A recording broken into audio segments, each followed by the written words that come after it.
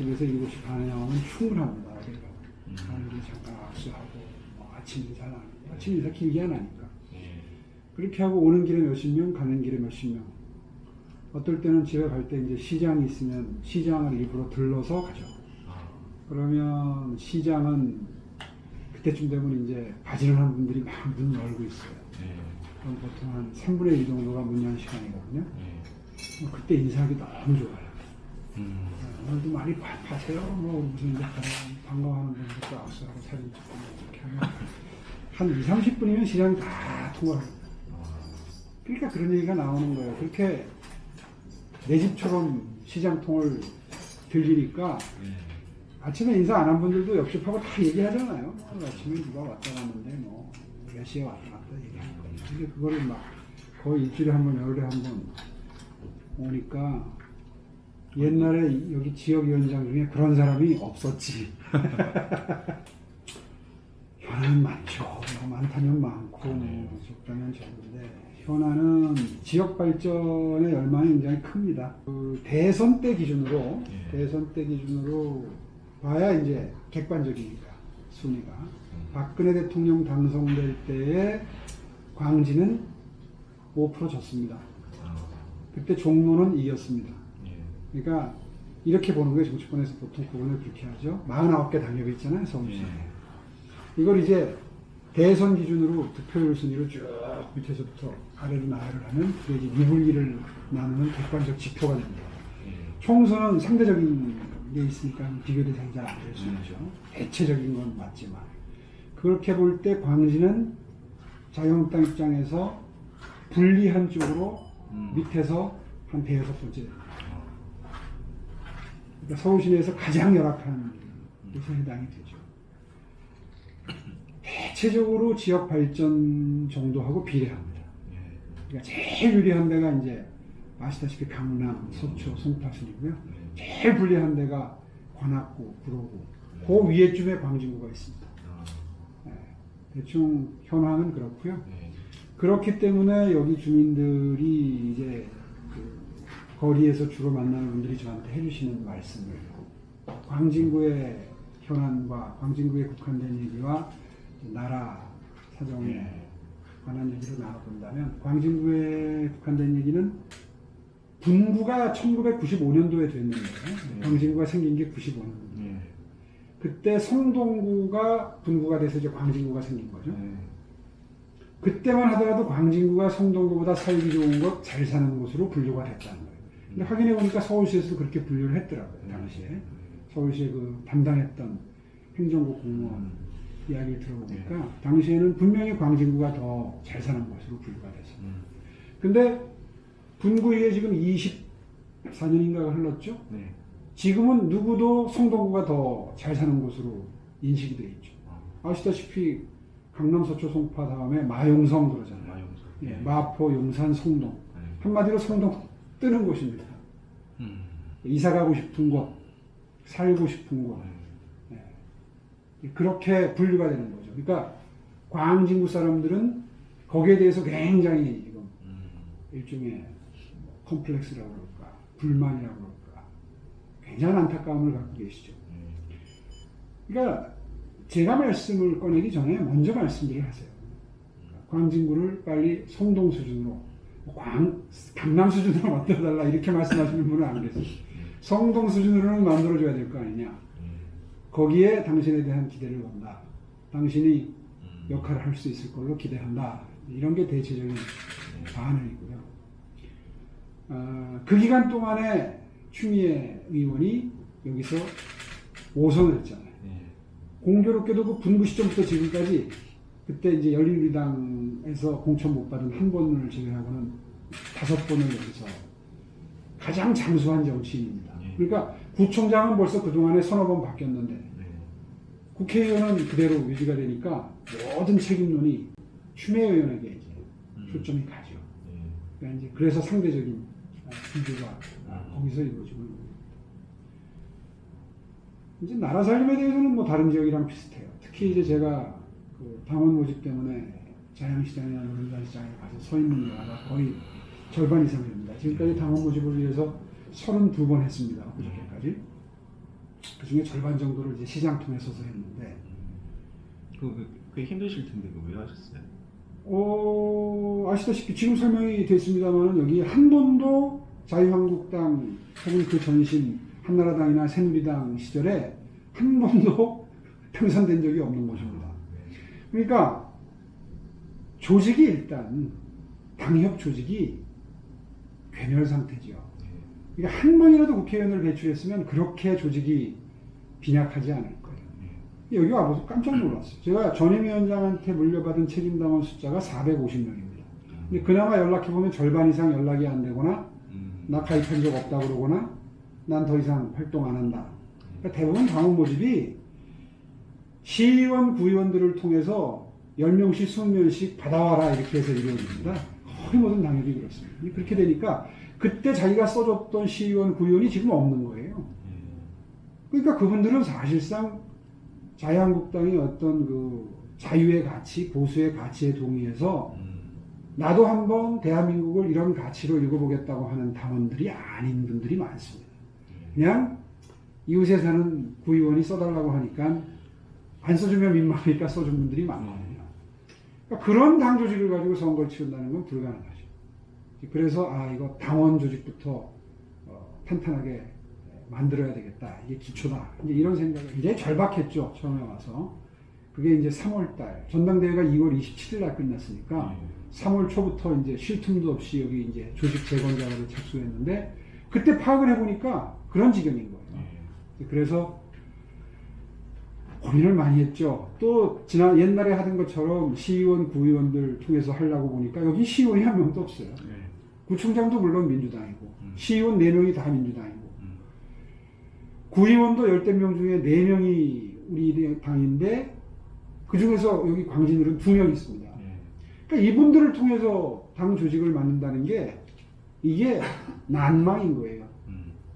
그래서 고육지책으로 생각해낸 게 직접 거리로 나서자. 이제 이런 결심을 했는데 그게 굉장히 큰 효과를 내는 거죠. 처음에는 당연히 그런 반응일 걸로 각오를 하고 나가죠. 근데 의외로 반응이 좋더라고요.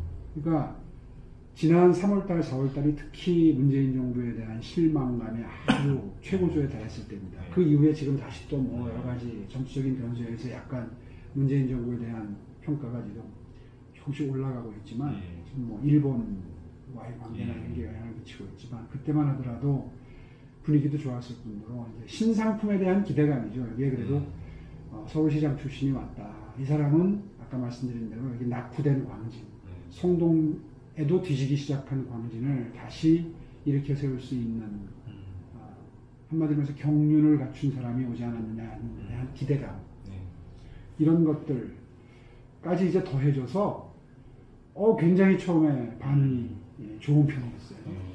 그래서 한 번 나가면 하루에 무조건 당원 100명. 근데 이제 그래서 한 번 나가면 한 오후 한 서너 시쯤 나가가지고 이제 퇴근 시간까지 한 3-4시간을 하게 되는데 100명 정도가 당원에 가입을 해준다는 건 이건 굉장히 쉽지 않은 일입니다. 전국적인 평균으로 봤을 때. 그러니까 불과 한 달, 5월 1일부터 그 당원 모집을 시작을 했는데 한 달 정도 해가지고 한 1,500명을 넘기기 시작했으니까요. 그러니까 뭐 이제 어떤 동네는 사람이 많이 통행하는 곳에 가면 한 100명 되고 늘 시장만 갈 수는 없잖아요. 동별로 좀 여기도 왔다 갔다 저기도 왔다 갔다 이제 얘기를 또 고르게 들어야지 도리니까 그렇게 해서 이제 사람 많은 곳을 포기하고 좀 후미진 곳에 가 있으면 뭐 한 50명으로 떨어지고 그래서 평균을 내니까 지금까지 한 3,000명 정도가 써주신 편인데 그 중에 이제 책임 당원이 한 절반이 좀 안 되고 일반 당원이 많습니다. 그 정도 되는데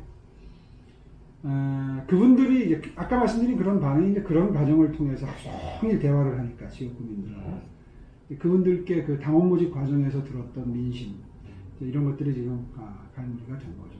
지금 책임 당원 숫자가 그래도 이제 평균 이상은 넘긴 것 같고요. 저기 경상도나 이런 데 가면은 사실은 한 당협당 책임 당원 숫자가 막 3,000명만 이렇게 됩니다. 아직 거기에는 턱없이 못 미치죠. 거기까지 가려면 아마 가을 내도록 당원 모집을 해야 거의 그 TK나 PK 지역에 육박할 수 있는 당원 숫자를 확보할 수 있을 것 같습니다. 자, 그럼 그게 소문이 나가지고 전국의 당협이 다 이거 똑같은 걸 합니다. 거의. 이게 입소문이 제가 한 번도 뭐 공개적인 자리에서 이야기한 적은 없거든요. 예. 그런데 뭐 이런 이야기는 금방 소문이 나요. 그래서 전국이 지금 다 따라하고 거의 다 따라하고 있습니다. 공약이라기보다도 이곳이 지금 말씀드린 대로 그런 그 지역 발전의 열망이 굉장히 강한 곳이고 예. 그리고 그것에 부응하는 공약을 지금 준비를 하고 있는 거죠. 머릿속은 어느 정도 정리가 됐습니다. 예. 뭐 지금 말씀드리는 건 조금 이를 것 같고요. 예. 제가 시장 시절의 경험에 비추어 볼 때 제가 처음에 문화시장을 자임했었죠. 기억나세요? 예. 문화시장, 시장 이런 걸 강조했을 때 많은 사람들이 냉소적이었습니다. 예. 아니 지금 먹고 사는 게 최우선순위인데 뭐 저 사람 한가하게 뭐 문화 얘기한다. 근데 지금 보십시오. 당시에 그 디자인 시장, 문화 시장 이게 사실은 사람을 끌어모으는 힘이 있는 겁니다. 예. 문화 정책이라고 하는 것이. 예. 그러니까 도시 정책이라는 것은 한마디로 말해서 사람과 돈을 끌어모으는 정책입니다. 이 철학이 서 있지 않으면 해내게 되는 거죠. 박원순 시장이 그 철학이 서 있지 않은 상태에서 시정을 시작을 했기 때문에 그래서 지금 엉망이 된 건데요. 그러니까 투자가 없으니까 달라진 게 없죠. 한마디로 말해서 도시행정이라고 하는 것은 살고 싶은 곳을 만드는 겁니다. 또 가보고 싶은 곳을 만드는 겁니다. 그리고 가서 거기서 사업을 하면 돈이 벌리겠다. 이런 생각이 들도록 만드는 겁니다. 그런데 그런 것에 대한 정확한 원칙과 철학이 서 있지 않은 상태에서 처음에 전입시장 하는 걸 전부 다 취소하고 무시하고 하는 과정에서 그 철학이 전부 무너져 버린 거죠. 제가 했던 일들이 전부 전 세계적으로 많은 외국 기업들이 혹은 관광객들이 서울을 찾도록 하는 작업이었습니다. 당시만 하더라도 관광사업이 돈이 된다. 이거에 대한 정확한 인식을 가지고 투자하는 정치인이나 행정가가 없던 시절이니까 굉장히 생경하게 들렸죠. 지금은 그게 이제 상식이 됐습니다. 박원순 시장조차도 그걸 입에 달고 삽니다, 요즘. 그동안에 전임 시장이 했던 일들이 다 그걸 위한 작업인데 야당 혹은 시민단체 입장에서 토목이라고 폄하했거든요. 매도했거든요. 그 인식이 바뀌는데 지금 10년이 걸린 거예요, 거의. 그러는 동안에 서울시정은 다 망가진 거죠. 그게 수치로 나타납니다. AT컨이라든가 일본의 모리재단이라든가 이런 국제적인 도시평가 기관들이 있습니다. 제 임기 동안 5년 동안에 서울의 도시경쟁력 순위가 뭐 한 30위, 40위권에서 거의 10위권, 어떤 거는 6위권까지 올라온 것들이 있었거든요. 그게 딱 2011년, 제가 퇴임한 게 2011년인데 2012년까지 지속이 됩니다. 전임자 효과죠. 근데 제가 자기가 했다고 처음에 주장했거든요. 그러다가 지금 이제 세월이 오래 흐르니까 변명의 여지가 없어진 거예요. 그 이후에 그 순위가 전부 10위권 바깥으로 떨어졌습니다. 오히려 밑으로 내려가고 있는 거죠. 그러니까 OECD 선진국 도시들 중에 도시경쟁 순위가 밑으로 내려가고 있는 도시는 최근에 한 몇 년 동안 서울시밖에 없습니다. 싱가포르와 서울이 거의 비슷한 경쟁을 했습니다. 도시경쟁력 순위가 거의 비슷했어요. 그런데 그 이후에 1, 2년 정도는 변명이 가능했어요. 그게 뭐 전임자 효과인지 본인이 잘한 건지 잘못한 건지 불분명한 시절에 순위가 유지되니까 그걸 막 홍보를 하더라고요. 뭣도 모르고 홍보를 하는 거예요. 도시경쟁력 순위가 자기가 해가지고 뭐 더 올라갔다. 레드가 됐다. 그런데 그 이후에 떨어지니까 도시경쟁력 순위에 대해서 한마디도 언급을 안 합니다. 몇 년 됐습니다. 박원순 시장이. 거기에 대해서 침묵을 지키기 시작한. 본인도 느끼고 있을 겁니다. 본인이 처음에 했던 잘못된 행보가 얼마나 크게 도시경쟁력에 데미지를 주고 서울 시민들에게 폐해를 끼치고 있는지 모르면 바보죠. 이것도 굉장히 잘못된 접근인데요. 이제 과거의 노태우 정부 시절이나 그 언저리에 서울의 집값이 뛸 때 신도시를 만들어서 그걸 해결하던 시절은 이미 지나갔습니다. 이제 수도권에 서울에 인구가 줄어들기 시작했거든요. 첫째는.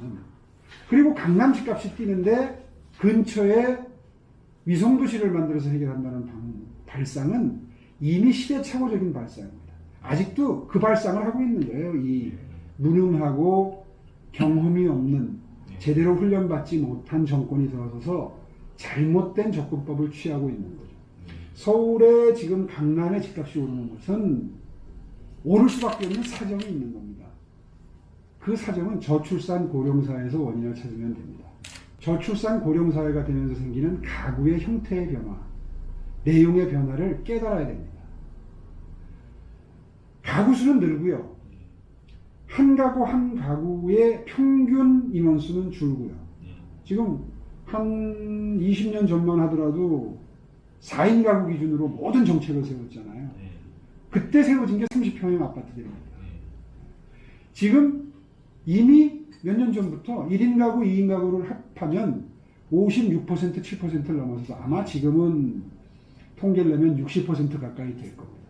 그러니까 1, 2인 가구가 60%가 됐다는 얘기는 초소형 아파트를 빨리 지어야 된다는 얘기가 됩니다.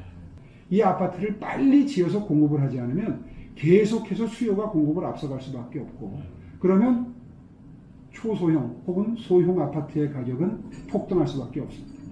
그런데요, 여기서 중요한 이 정부가 간과하고 있는 사실은 서울에, 강남은 당연하고 택지가 없어요. 더 이상 개발할 택지가 없어요. 제가 임기 중에 개발하고 나온 마곡지구와 마지막 택지 개발 사업이었습니다. 대단히. 택지가 있으면 택지를 개발해서 공급하면 되는데 택지가 없으면 어떻게 공급할 수 있습니까?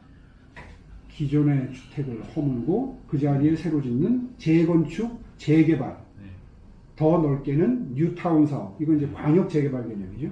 이런 사업이 돼야 되는데 이 정부는 야당 시절부터 재개발, 재건축에 적대적이었거든요. 집권을 하고도 계속 적대적입니다. 더군다나 강남 집값 상승에 자기들이 실수해서 올려놓고 그 집값 상승의 원인을 재건축, 재개발에서 찾아요.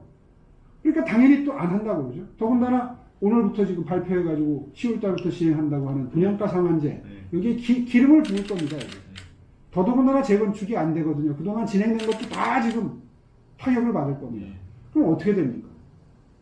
재건축을 해야 1, 2인 가구가 들어갈 집들이 생겨날 텐데 그조차도 지금 준비가 안 된다. 그럼 앞으로 가격이 오를 수밖에 없고, 그리고 고통은 1, 2인 가구에 사는 분들이 받을 수밖에 없죠. 이 정부는 지금 서민을 위한다, 가난한 사람을 위한다, 청년을 위한다고 그러는데 결국 그 정책이 나타내는 효과는 가난한 사람한테 해코지하고 어려운 사람 힘들게 하고 청년들에게 부담을 주고 그리고 좌절시키는 정책만 지금 반복적으로 펼치고 있는 겁니다. 그러니까 주택 정책 하나만 하더라도 지금 그런 겁니다. 그런 현상이 지금 시장에서 벌어지고 있기 때문에 앞으로 주택 시장은 이 정부 내에는 혹시 집값을 잡을 수 있을지 몰라요. 그래서 제가 하루살이 정권, 무책임한 정권이라고 하는 겁니다.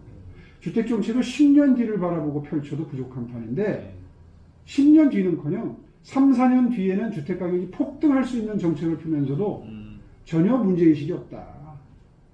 전문가들이 지금 분양가 상한제를 취하면 당장은 효과가 나지만 몇 년 뒤면은 가격 폭등을 불러온다고 지금 수없이 경고를 하는데도 마이동풍이다. 큰일 난 겁니다. 지금. 당장은 어렵더라도 재개발, 재건축을 되도록이면 많이 해야 되는 겁니다.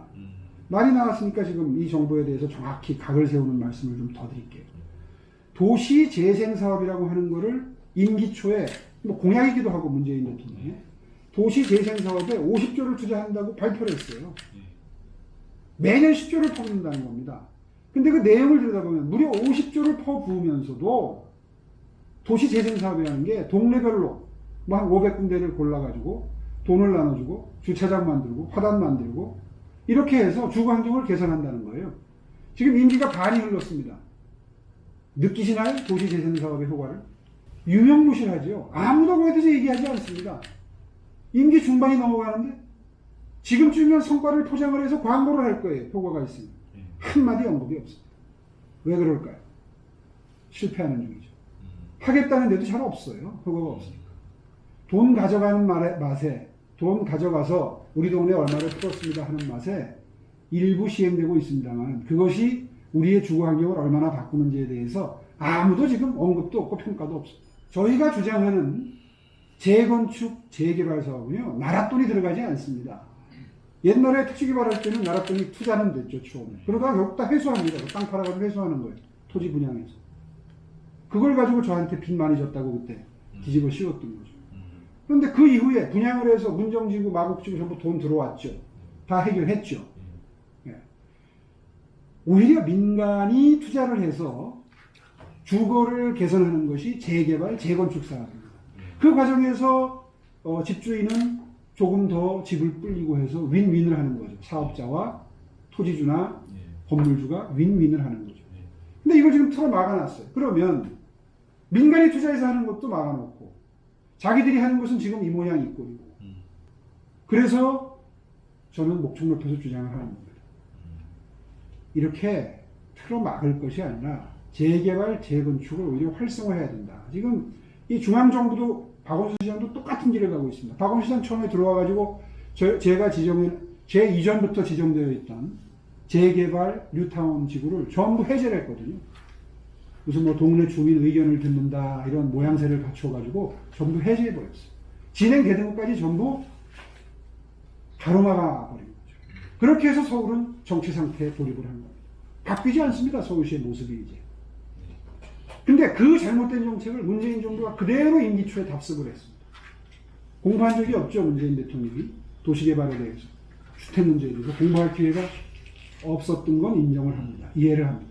그러나 그럴 기회가 없었다면, 집권을 했다면 공약할 때는 그런 공약을 했더라도 제대로 전문가를 불러 모아서 객관적인 시각으로 새롭게 로드맵을 만들었어야 되는데, 허겁지겁 취임하자마자 50조를 연간 10조씩 투자해서 도시재생 사업을 하는 것으로 방향을 설정했기 때문에 5년 동안 새로운 주택이 공급되지 못하는 이런 기현상이 지금 벌어지고 있는 것이고, 계속해서 집값 상승 압력이 높아지고 있는 것인데, 그걸 지금 미봉책으로 막고 있는 거죠.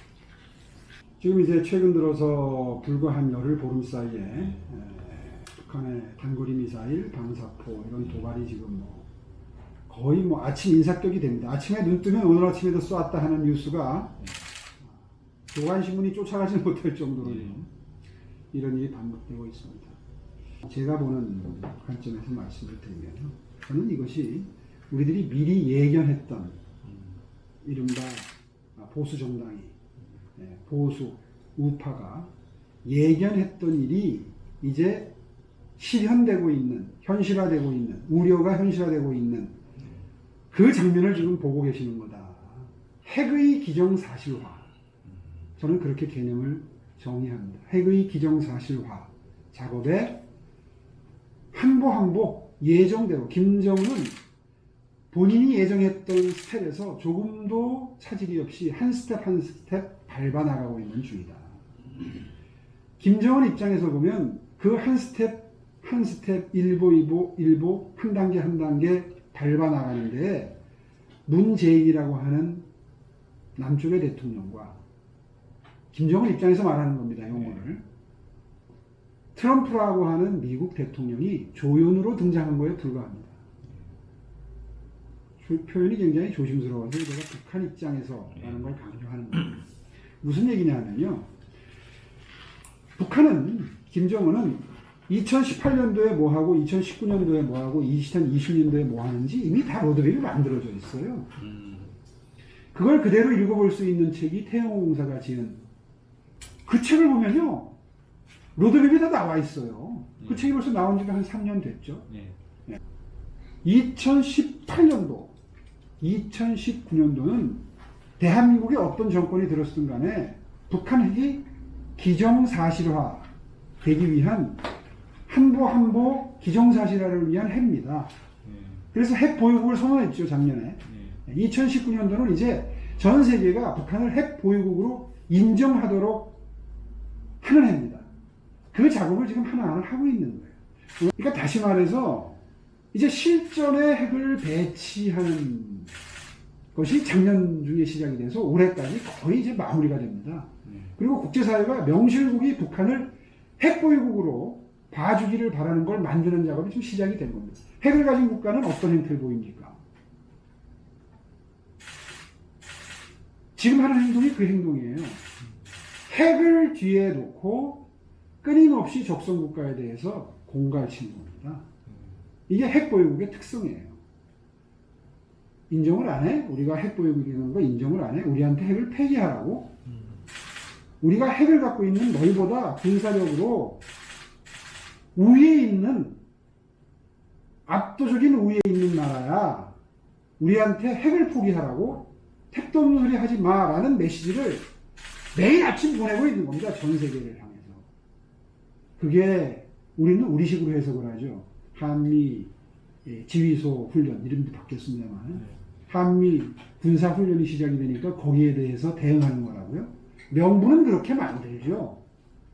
미국의 비위를 심히 거스르지 않기 위해서 명분은 그렇게 삼죠. 또 문재인 대통령을 기를 죽이기 위해서 명분은 그렇게 삼죠. 우리가 하지 말라는데 왜 군사연습해? 하지 마라는 명분을 삼지만 사실은 그 뒤에 있는 그들의 속뜻은 우리가 너희에 비해서 군사적으로 우위에 있는 핵보유국이야. 이제는 좀 인정을 해. 왜 우리한테 핵을 폐기하라고 자꾸 그러는 거야? 너 같으면 폐기하겠니? 라는 메시지가 우리가 담겨 있는 거예요. 그 기정사실화를 지금 계속 우리 국민들에게 보여주고 있는 겁니다. 너희들 우리가 이렇게 도발을 하는데도 말 한마디 못하잖아. 대한민국의 대통령 거기에 대해서 말 한마디 못하잖아. 이 현실을 지금 직시하고 있는 거야? 라고 하는 메시지를 계속 보내고 있는 겁니다. 미국의 트럼프 대통령은 그 장면을 보면서 코멘트를 지금 하고 있죠. 사실은 뭐 한미 군사 연습이 시작돼가지고 김정은이 지금 반항하는 거야. 이거 끝나고 나면 우리한테 대화하자 그래. 대화하면 달라지는 게 있을까요? 안 되는 거 뻔히 압니다. 트럼프 대통령. 트럼프 대통령의 머릿속은 지금 내년 대통령 재선 선거에 100% 꽉 차 있어요. 모든 멘트는 그 기준으로 해석을 하면 해석이 되는 거죠. 다시 말해서 트럼프 대통령은 김정은이 핵을 폐기할 거라는 기대 이미 아마 속마음으로는 적었을 겁니다. 트럼프 대통령의 속마음은 내가 김정은을 다루는데 실패하지 않았다는 사실, 그리고 지금도 김정은이 나한테 연락하고 있다는 사실, 그리고 김정은의 그런 메시지는 미국의 우위에 있는 세계 패권국 초강대국이라는 사실을 인정하고 우리와 대화하고 싶어 한다는 메시지가 아직도 나한테 오고 있다는 사실을 강조함으로써 오바마보다 내가 북한을 더 잘 다루고 있다는 걸 미국의 대중에게, 전문가가 아니라 대중에게, 표가 되는 대중에게 알리고 싶은 욕구가 그대로 드러나는 멘트만을 지금 반복적으로 남기고 있는 거죠. 저는 그 본질을 들여다봐야 된다는 주장을 지금 하고 싶은 겁니다. 트럼프 대통령은 트럼프 대통령대로 보고 싶은 것만 보고 있고, 문재인 대통령은 문재인 대통령대로 보고 싶은 것만 보고 있습니다. 그리고 김정은은 그 틈바구니를 이용을 해서 본인의 가고 싶은 스텝을 한 스텝 한 스텝 차질 없이 지금 진행시키고 있는 것 이외에 아무것도 아니다. 김정은은 언젠가는 한미연합훈련이 재개될 것을 당연히 예상하고 있었던 것이고, 그것을 빌미로 해서 그동안 우리가 준비했던 삼축체계에 대한 준비 작업을 차근차근 하고 있는 겁니다. 가장 우려가 되는 게 핵보유국 입장에서는 방어체계죠. 미국식으로 치면 미사일 방어체계, 날아오는 거를 요격해서 떨어뜨리고, 더 기술이 좋아진다면 쏘기 직전에 징후를 탐지해서 그 쏘려는 곳을 원점 타격해서 못 쏘게 하고, 이게 우리의 항공 삼축체계 아닙니까? 처음에 쏘기 전에 미리 원점을 타격하는 게 킬체인, 그 다음에 그걸 놓쳤을 때 날아오는 걸 요격하는 게 KAMD, 그 다음에 세 번째 축이 당했을 때 대량 응징 보복하는 것. 이건 뭐 우리 입장에서는 의미가 없는 것이고요. 1축, 2축, 이게 북한 입장에서 이제 마지막 남은 신경 쓰이는 거예요. 핵은 절대 폐기하지 않습니다.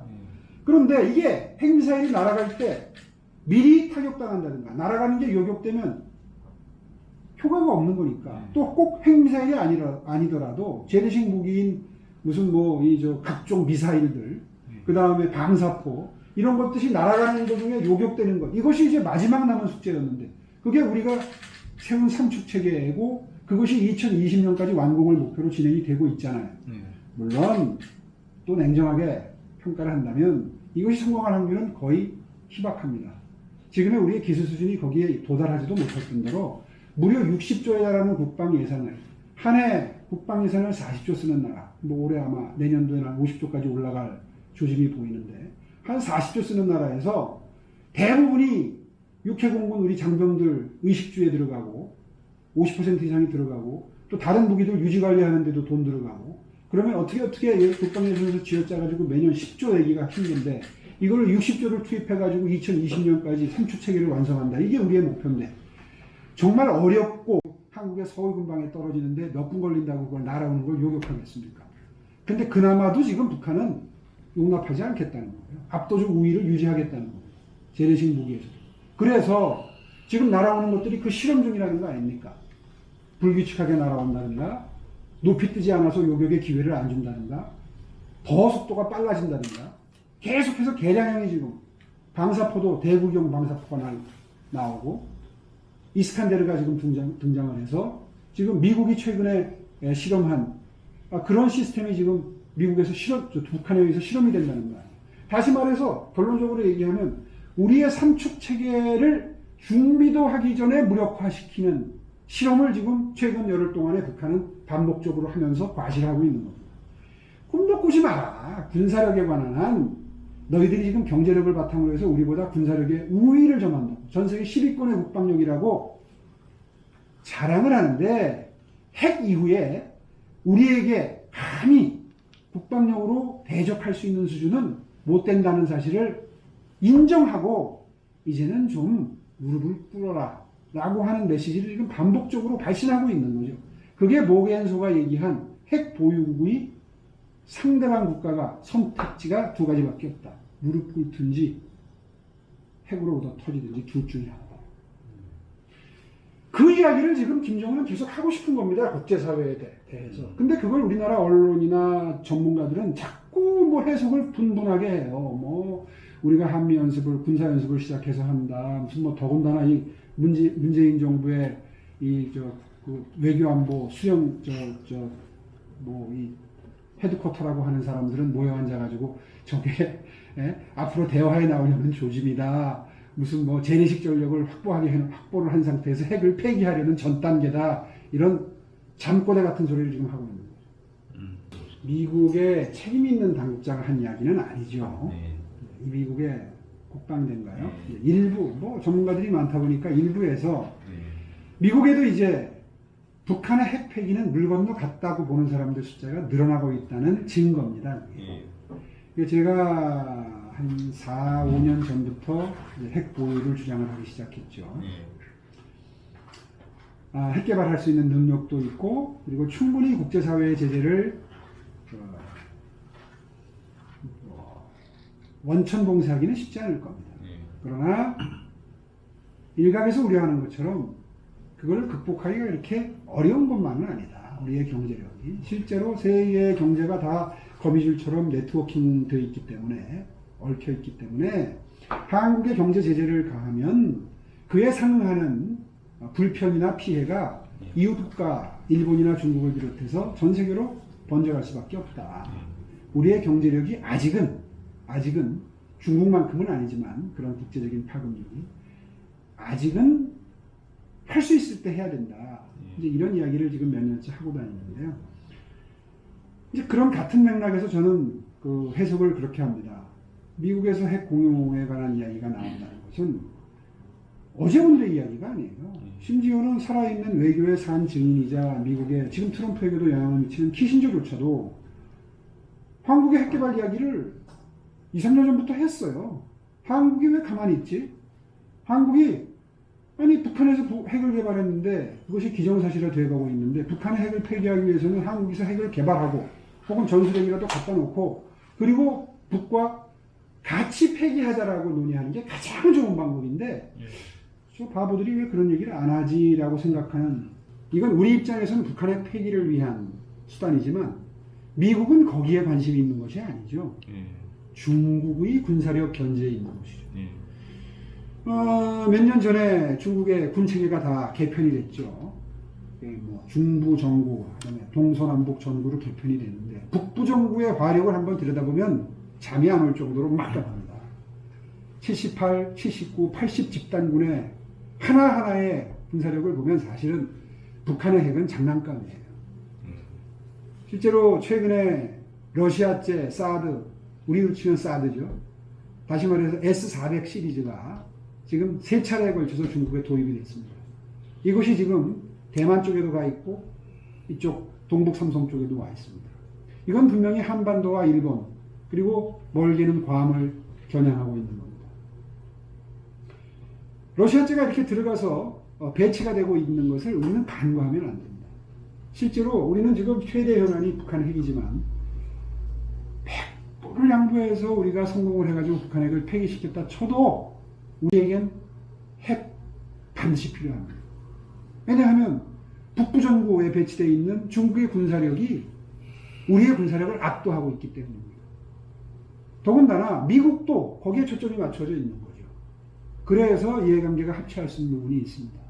실제로 우리가 핵을 개발한다, 전술핵을 갖다 놓자 하는 이야기를 하면 많은 전문가를 자처하는 분들이 미국이 그걸 동의할 리가 있느냐 이렇게 얘기해요. 그 활용을 해야죠. 얘기를 또 하지 않습니까? 아니 그러면 손톱만큼도 손해를 안 보고 어떻게 패러다임을 바꿉니까? 아니 우리는 경제적으로 손톱만치도 손해를 보지 않으면서 어떻게 북한의 이 무지막지한 공갈 협박에 죽어 지내는 이 국면을 타개해 나가고 해결책을 마련할 수 있습니까? 또 한국 알기를 아주 우습게 알고 한마디로 말해서 속된 표현으로 정말 이건 뭐 글쎄요 이게 월간지라서 조심스러운데 개무시하는 중국에 대해서 아니 문재인 대통령 가갖고 혼자 밥 먹고 왔잖아요.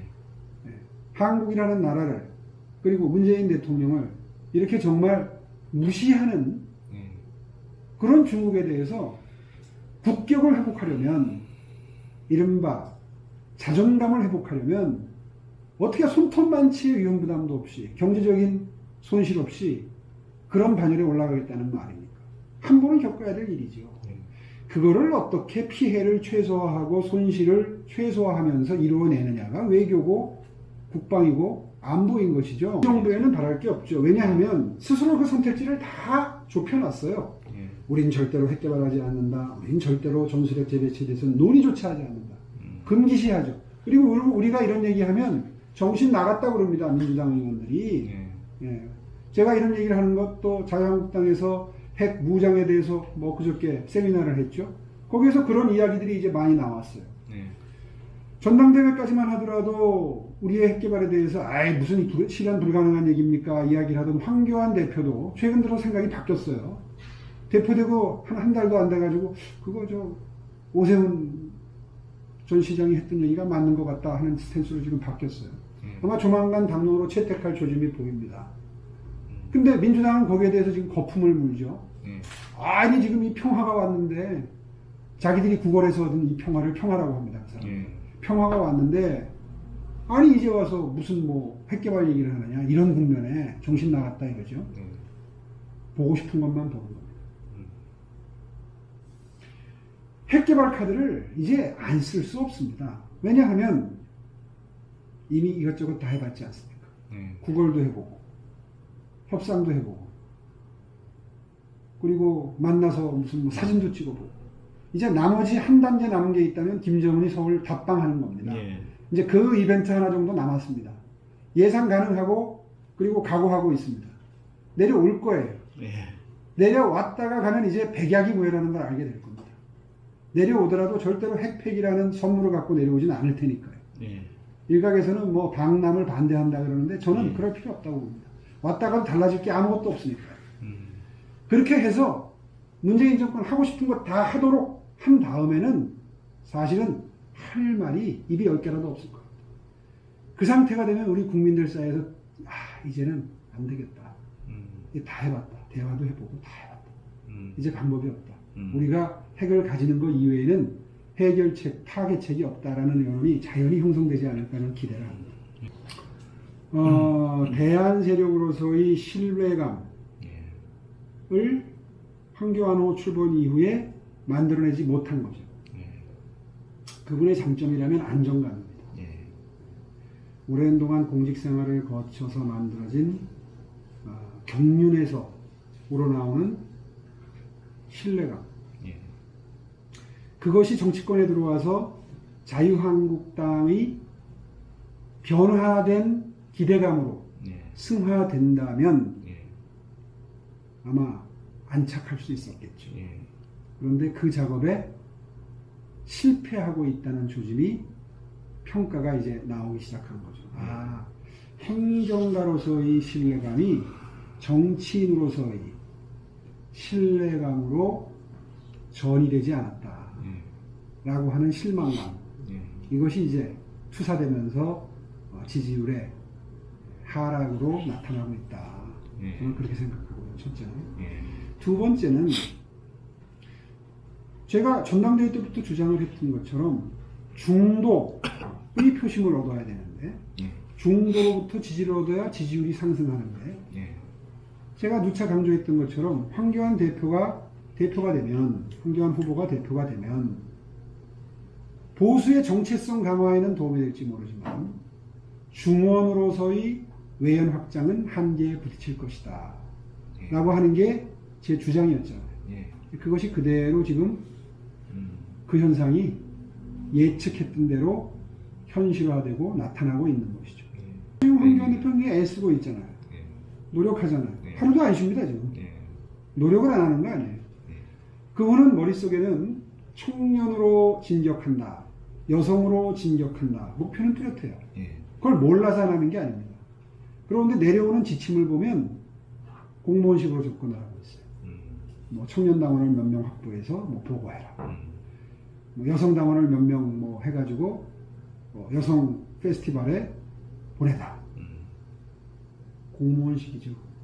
마음을 얻는다고 하는 것이 그런 식으로 쉽게 된다면 그 전에 대표가 벌써 다 했겠죠. 근데 본인은 지금 열심히 하고 있습니다. 중도의 마음을 얻는다는 것은 자기 정체성에 한계가 있다는 걸 인정을 안 하는 거죠.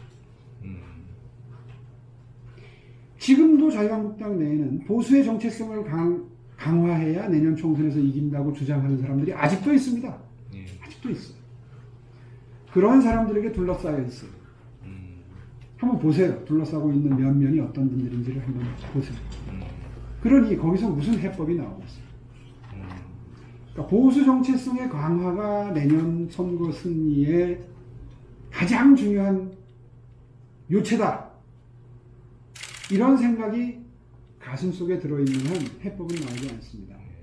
또 하나 관점을 달리해서 중요한 것이 과거의 잘못을 우리 이제 탄핵 때문에 지금 괴멸 상태에 빠졌습니다. TK, PK 지역에서는 지지도가 회생하고 있습니다. 그런데 관건은 수도권이죠. 수도권 민심은요, 탄핵이 잘못된 거라고 주장하는 사람들에게 절대 표를 주지 않습니다. 잘못을 인정하고 그것을 극복하겠습니다. 그래서 제가 전당대회 때 박근혜를 극복하지 않고는 총선 승리는 없다라고 이야기를 한 겁니다. 그래서 몰매를 맞았죠. 당심에 어긋나는 말이니까 제가 패배했죠. 그러나 그 생각은 냉정하게 되돌아볼 필요가 있습니다. 총선이 다가오는지. 계속해서 탄핵은 잘못된 게 없죠. 박근혜 대통령은 잘못한 게 없다. 따라서 탄핵이 잘못된 것이다 라고 주장하는 한 특정 정파에 기울지 않은 중도층의 마음조차 얻을 길이 없어요. 그 점을 분명히 할 때에 비로소 접근할 수 있는 겁니다. 청년 당원을 확보하고 여성 당원을 확보하고 중도층에 접근하는 무슨 뭐 정치적인 제스처를 취한다고 해서 그분들이 마음을 엽니까? 그렇지 않습니다. 그건 정당이 해야 될 기본적인 책무에 불과한 것이고요. 기본적으로 당의 정체성이 가운데 쪽으로 이동하지 않는 한 아마도 방법은 없을 것이다. 특히 수도권 민심을 얻는데요. 허물어도 많이 허물어야지요. 그러니까 이런 마음가짐을 버리는 게 관건입니다. 우리가 제1야당인데 그것도 압도적 제1야당인데 우리가 치는 울타리 안으로 당신들이 들어와. 무조건적으로 우리가 치는 울타리 안으로 들어와. 이런 스탠스로 접근하면 내년 총선까지 아마 정치적이 바뀌지 않을 겁니다. 지금 분열은 필패라고 그러죠. 보수의 분열은 필패다. 많은 분들이 그렇게 얘기를 합니다. 드리는 분들이 그 점을 걱정하고 있죠. 그렇다면 제일 중요한 관건은 기득권의 포위입니다. 우리가 제1야당이야. 그것도 압도적 다수의 제1야당이야. 그러니 중도 보수? 그래, 우리 포용하고 싶어. 그런데 그냥 백기 들고 들어와. 우리 품에 안겨. 그래서 우리 선거를 도와줘. 라는 스탠스로 접근을 하면 안 된다는 거죠. 안 된다는 거죠. 불가능하다는 거죠. 유승민 대표가 끊임없이 얘기하는 거를 잘 보세요. 자유한국당에 명분 없이 들어갈 일 없다. 합할 일 없다. 본인이 죽을지언정 입장은 분명히 하고 있잖아요. 그 말의 속뜻은 뭐냐 하면요. 우리의 존재 가치를 인정을 한다면 거기에 상응하는 대접을 하고 당대 당 통합까지를 아마 생각을 하고 있을 거예요. 그러나 당대 당 통합은 아니더라도 뭐 숫자로도 많이 비교가 되고 그리고 당세로 볼 때도 그렇고 지지율로 볼 때도 그렇고 차이가 많이 나니까 적어도 그 지지율에 상응하는 대접은 해주고 데리고 들어올 생각을 해야죠. 그러니까 그 중간 지점에서 모색을 해야 되는데 아유 이분이 우리 당에 들어와가지고 서울 지역에 출마하면 얼마나 좋겠어요. 이런 단순 접근법으로는 오히려 일을 그르치기 십상이다. 그 점을 저는 분명히 강조하고 싶습니다. 꼭 뭐 합당은 아니어도 상관없지 않나요? 아니 뭐 합당이 되면 좋지요. 그런데 그게 되겠느냐 현실론적으로. 그렇다면 당대당 통합은 아니더라도 거기에 상응하는 어떤 절충점을 찾을 각오를 하지 않으면 절대로 중도를 포용할 수 없다. 이제 그 일종의 정치권의 이합 집산이 벌써 이번 주에 시작이 됐어요. 이제 민평당, 평화당의 지금 이제 호남 의원들이 지금 대다수가 탈당을 했습니다. 이제 그것이 바른정당에 어떤 영향을 미칠지를 조금 들여다보면 한두 달 지켜보면 이제 알 수 있겠죠. 그것이 연쇄적으로 어떤 반응을 낳고 자유한국당의 중도 포용에 어떤 영향을 미칠지는 복합함수니까 그 점을 좀 예의주시하면서 우리 나름대로 좀 작업을 하고 있어야 되는 거죠. 하고 있겠죠. 전 그렇게 믿고 싶습니다. 근데 아직까지 안 만났다고 그래요. 제가 그런 냉엄한 평가를 하고 싶지는 않습니다. 주류적인 정치권에서의 평가는 이제 6개월이 지나면서 이제 3월달에 시작해서 3, 4, 5, 6, 7, 8월 말이 되면 이제 6개월이 됩니다. 저도 6개월은 이제 유예기간으로 설정을 했던 것이고요. 6개월 뒤면 결과가 나타난다. 평가가 나오기 시작한다. 라는 판단이었고 그 6개월이 다가오고 있습니다. 추석이 고비가 되겠죠. 추석이 지나면 냉정한 정치권의 평가가 나오기 시작할 겁니다. 지금 이미 제가 체감하고 있는 수도권 위원장들의 위기감은 지금 인내심의 한계를 넘어서고 있습니다. 황교안 대표 앞에 가면 아무도 지금 입 바른 소리를 못해. 공천권을 쥐고 있는 막강한 대표 앞이기 때문에 3, 3, 5 모여서는 절대 그런 분위기가 지금 아닙니다. 큰일 났다. 입에 달고 살아요. 어떻게 해야 되느냐. 큰일 났다. 어떻게 해야 되느냐. 이게 모이면 나오는 얘기입니다. 제1야당의 대표는 유일하게 가지고 있는 화력이 입입니다. 뭘 갖고 있습니까? 우리가 권력을 갖고 있습니까? 행정 조직을 갖고 있습니까? 야당은요, 아무도 그런 화력을 낼 수가 없어요. 대표 외에는. 그래서 대표가 실수의 확률을 줄이기 위해서 말하는 기회를 스스로 줄인다. 이것은 스스로 화력을 내려놓는 겁니다. 지난 6개월 동안 실패한 것이 이제 지지율을 올리고 총선 전략도 마찬가지입니다. 다 맥락이 같은 겁니다. 세 가지가 중요합니다. 첫째, 지형. 한마디로 해서 구도라고 그러죠. 구도의 변화를 만들 수 있느냐. 총선 때는 구도가 굉장히 중요하고요. 지금 국면에서는 구도의 변화를 어떻게 모색하고 있느냐. 조짐이 있느냐. 노력하고 있느냐. 이게 첫 번째. 두 번째는 뭐냐면 인물입니다. 인물. 정당이 아무리 말로 정체성을 설명을 해도 어떠한 인물이 나타내는 정체성을 이길 수 없어요. 어떤 사람의 얼굴을 보면 그 정체성이 생각이 난다. 이게 제일 중요한 겁니다. 정당은. 인물. 다시 말해서 인물의 수혈이죠. 지도부에서 어떤 사람들이 보이느냐. 세 번째가 이제 전략과 정책이죠. 정책으로, 정당은 정책으로 승부를 해야 되는 것이고, 그리고 전략을 어떻게 펴느냐. 이 세 가지가 선거 국면에서는 뭐 너무너무 중요한 것이고, 선거가 1년도 남지 않은 시점에서는 이 세 가지에 어떻게 변화가 모색되느냐를 보면서 유권자들은 지지 여부를 결정하는 것이고, 호불호가 생겨나는 것이죠. 황교안 후보가 출범하고 나서 제가 일찌감치 예견했던 것처럼 이른바 황교안 리스크가 현실화하고 있습니다. 무슨 얘기냐? 지형이 바뀌었느냐? 지형이 오히려 가운데에서 오른쪽으로 향하고 있죠. 무슨 얘기냐면 지금 이른바 언론에서도 분석을 하지만 친박계로 분류되는 사람들이 전면에 나서서 황 대표를 감싸 안고 있습니다. 본인은 그걸 설명을, 아니 당의 다수가 그 사람들인데 그 비율대로 사람을 써야지. 공무원적 발상이죠. 그 말 한마디에 공무원적 발상이 그대로 배어 있습니다. 아니 여기에 다수가 친박인데 친박을 더 써야지. 그럼 누굴 더 쓰냐. 정치를 그렇게 해가지고 뭘 바꿀 수 있겠어요. 국민의 마음을 어떻게 얻을 수 있겠어요. 거기에서 많은 국민들은 그럴 줄 알았다. 그런 생각이 듭니다. 그러니까 지형을 바꾸겠다고 하는 의지가 보이지 않는다. 두 번째, 인물에 대한 수혈이 있었느냐. 물론 야당 입장에서 총선 국면도 아닌데 인물을 새로 갈아 끼울 수 없어요. 근데 거기에 능력이 요구되는 거죠.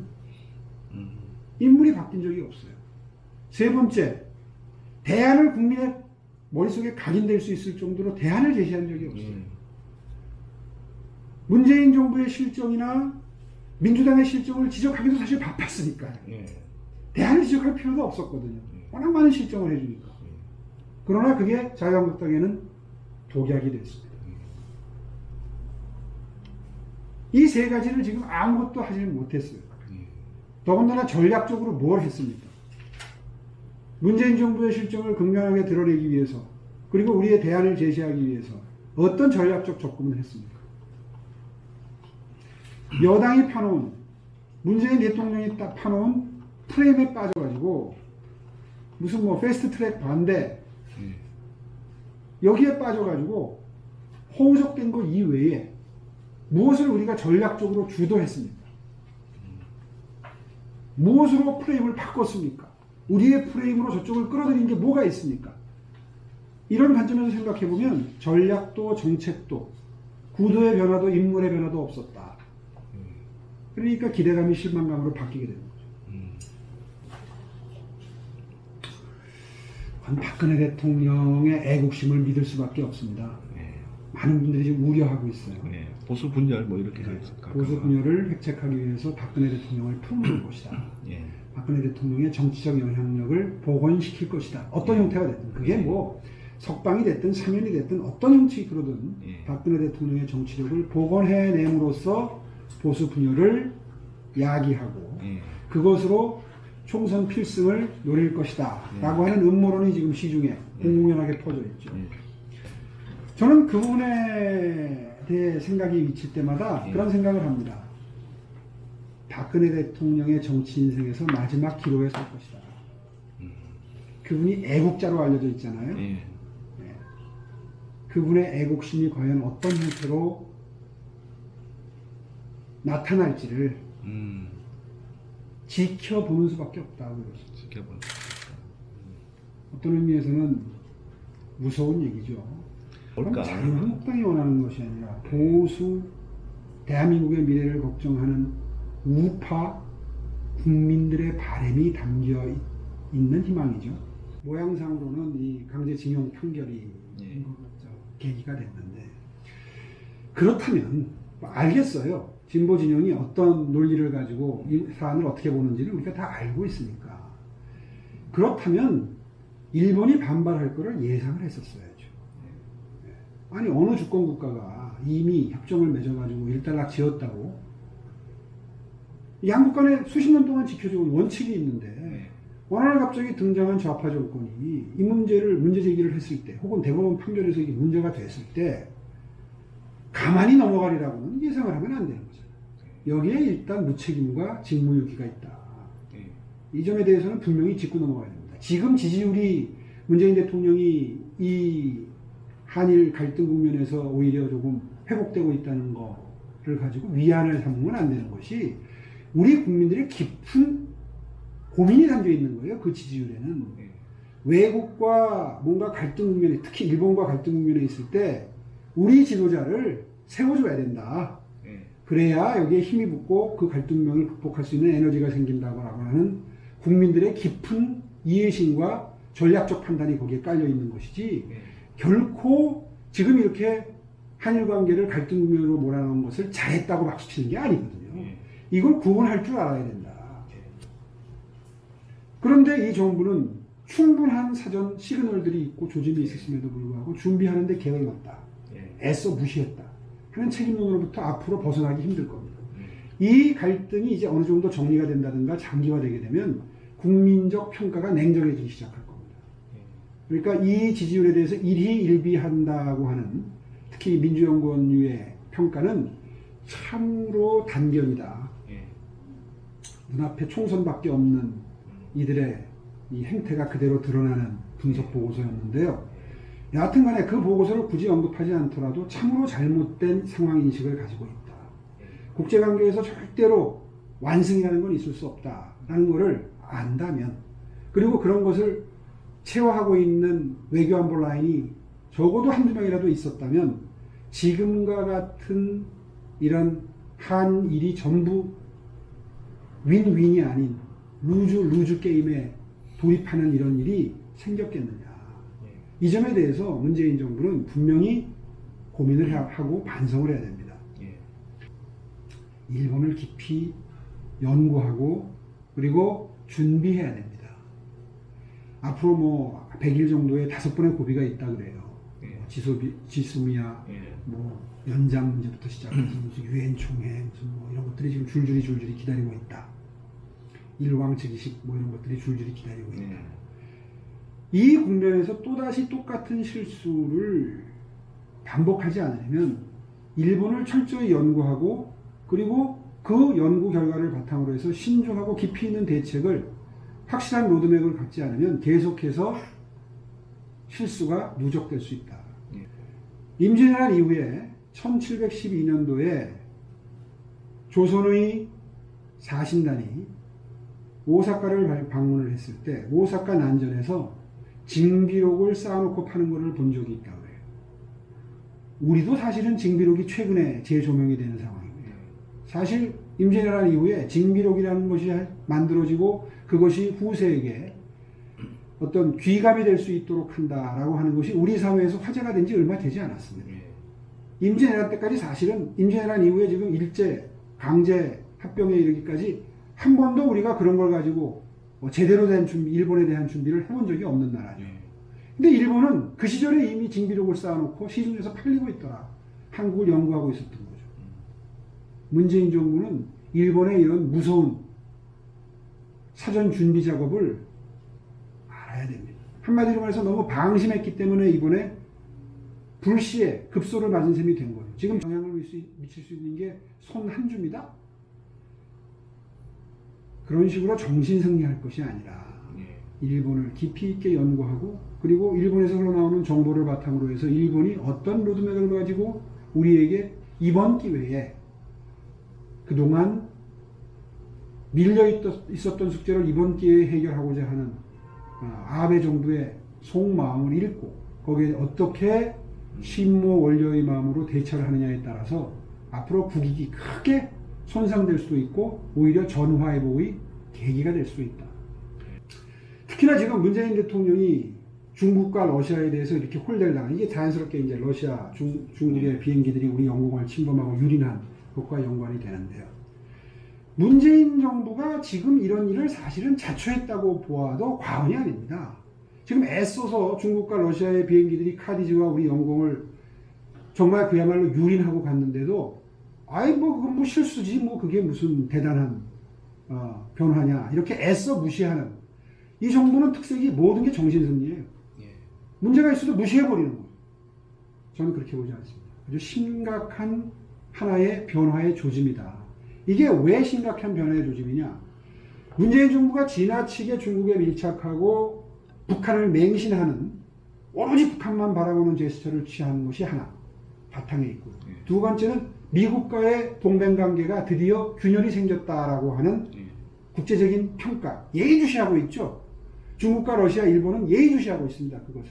중국과 러시아가 왜 대한민국을 그렇게 우습게 보게 됐느냐, 문재인 정부를 우습게 보게 됐느냐, 바로 미국과의 관계에 균열이 생긴다는 점이죠. 미국과의 관계에서 균열이 생긴 것은 세 가지로 저는 그 원인을 분석합니다. 첫째, 지금 말씀드린 대로 지나치게 중국에 경도된 것. 사드 산불. 더 이상 사드 놓지 않겠다. 더 이상 미국의 MD, 미사일 방어체계에 편입되지 않겠다. 그리고 한미일 군사동맹에 절대 들어가지 않겠다. 한미일 삼각협력은 군사동맹으로는 절대 가지 않는다. 그리고 실천해 보이고 있잖아요, 지금. 한일 관계가. 그걸 보면서 미국 대통령은 무슨 판단을 했겠는가. 그리고 우방국을 방문해가지고 트럼프 대통령이 첫 방문을 해서 인도 태평양에 동참해달라고 했을 때 한국이 어떤 반응을 보였는가? 혈맹이라고 하는, 동맹이라고 하는 대한민국 대통령이 한마디로 해서 생각해 볼게. 외교가에서 생각해 볼게. 다시 말해서 고려해 보겠습니다는 사실상 거절의 뜻에 가깝죠. 최근 들어서 그 스탠스를 이제 바꾸는 조짐이 다급하니까 보이긴 합니다만은 어쨌든 인도 태평양에 대한 동참을 정말 흔쾌하게 동의하는 것이 아니라 거의 거절에 가까운 입장을 정리했던 것. 그리고 중국에 멸시를 당하고 조롱을 당할지언정 중국에 지나치게 경도된 사드 3불 방금 전에 말씀드린 것 표명한 것. 그리고 어떤 일이 있어도 북한과의 굴종적 평화를 포기하지 않겠다고 하는 집착. 이런 것들을 보면서 미국도 미국대로 한미동맹에 대해서 재평가를 했던 것이고 지금 트럼프의 저 조롱에 가까운 한국에 대한 평가가 저는 그냥 나오는 게 아니라고 생각합니다. 바로 이런 한국에 대한 평가, 문재인 대통령에 대한 평가가 바탕에 깔려 있는 거죠. 그리고 그것을 목격한 중국과 러시아는 이제 때가 왔다라는 판단을 한 거죠. 근데 우리가 여기서 고려해야 될 또 하나의 국제관계, 무시해서는 안 되는 게 중러의 밀착입니다. 사실 우리 국민들이 중러의 밀착에 대해서는 보도가 많이 안 돼 있는데 정말 우려할 정도의 수준의 밀착이 지금 이루어지고 있습니다. 이것은 미중 패권 전쟁이 미친 또 하나의 부작용이기도 합니다. 중국이 지금 몇 년 전부터 러시아의 무기 체계를 들여오고 있죠. 아까 말씀드린 대로 S-400 같은 사드 체계, 수호이 35와 같은 공군 전력 중국이 수입합니다. 무역 액수가 급증합니다. 그리고 에너지가 거의 혈맹 수준에 가깝습니다. 예, 여러분 요즘에 나라 걱정 때문에 잠 못 이루신 분들 많으시죠? 다 저희 같은 정치인들이 부족하고 그리고 게을러서 잘못해서 생긴 일들입니다. 저희가 그동안에 잘못한 만큼 그거 이상으로 훨씬 더 열심히 해서 이 총체적 난국에 빠진 대한민국을 반드시 제자리에 갖다 놓을 수 있도록 최대한 노력을 하겠습니다. 신동아 독자 여러분, 저희들 더욱 열심히 할 테니까 많이 응원해 주십시오. 고맙습니다.